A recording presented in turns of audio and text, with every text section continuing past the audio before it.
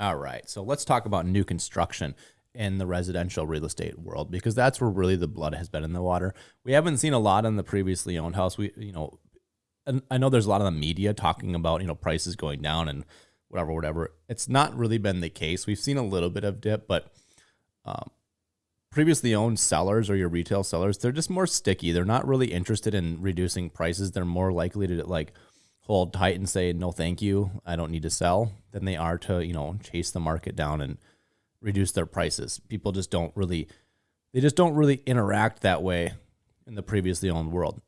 That being said, when you're looking at home builders who are in the business of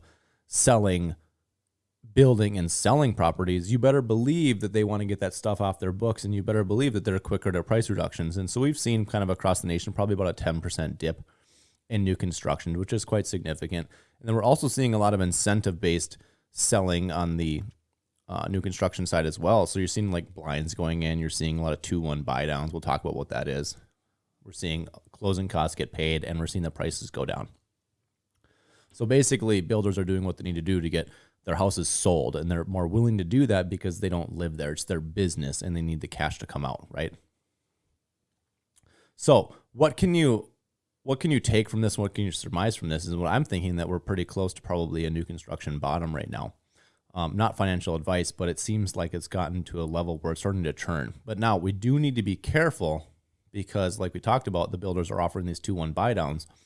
And this is kind of notoriously the new construction's pitch, is that they get their consumer hyper focused on the pricing of their monthly payment.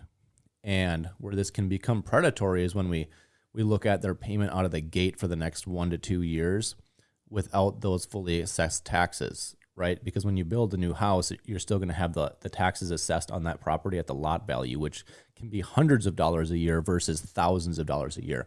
So the rep will really get you hyper-focused on that monthly payment without those fully assessed taxes, which can mean a lot, can be hundreds and hundreds of dollars difference.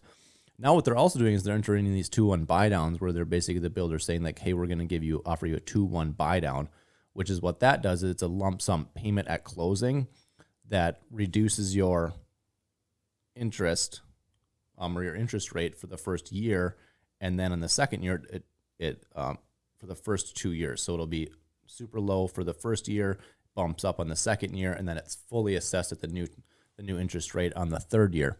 And what that does is it further goes down this rabbit hole of getting the consumer hyper focused on that monthly payment out of the gate, right?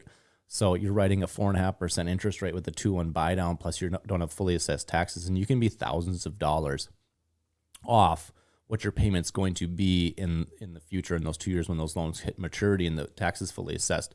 So make sure that when you're doing this, obviously getting representation, right? The builders are going to make you think that it's going to cost you more. It's not, okay? The payment's baked into their pricing, and they're not going to just reduce the price because there's no agent in there, because it messes with their comps. So get representation where you can look and actually dissect the full picture and actually pay attention to the pricing of the home and not just your monthly payment. That's where people get stung in new construction, is they get hyper-focused on the monthly payment. They say that looks really great, and then the future unfolds. Pricing in the neighborhood goes down, or they buy something on a stupid lot. So you have to look at the whole picture of exactly what's happening and focusing on the actual price that you're paying for the house, right? Not just your monthly payment. Okay, we'll see what happens in the previously owned markets right now. We haven't really seen a lot of movement, and all the movement downward that we've seen is kind of come back, leveled back out, and the market's starting to churn. Now the interest rates are starting to tick back up, right? We're just under 7%. That's not a loan quote.